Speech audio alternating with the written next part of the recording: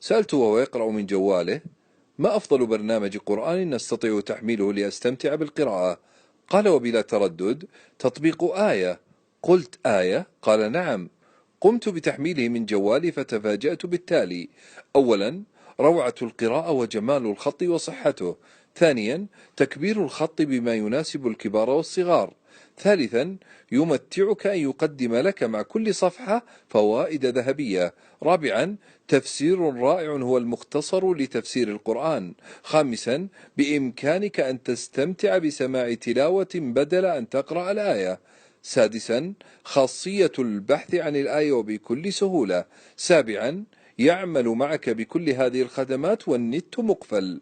ثامنا، الأجمل أن هذا التطبيق مجاني لخدمة الإسلام. وما ذكرته قبل قليل من مزايا هذا التطبيق يختبئ خلفه مزايا أكثر روعة. أسعدني أنه بإشراف نخبة رائعة تزيدك ثقة يترأسهم الشيخ الدكتور صالح بن حميد.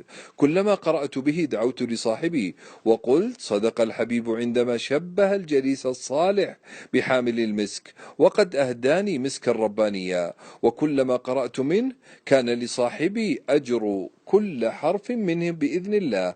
ولعلك أخي الحبيب أختي الكريمة بنشرك لهذا المقطع يقرأ منه أناس لا تعلمهم وأجرهم لك. فلا أجد أخي الغالي أختي الكريمة أجمل هدية أقدمها لك إلا كلام رب العالمين: قال الحبيب: تهادوا تحابوا. وصلى الله على حبيبنا محمد وآله بعدد من وفق للخير وبمن غفل.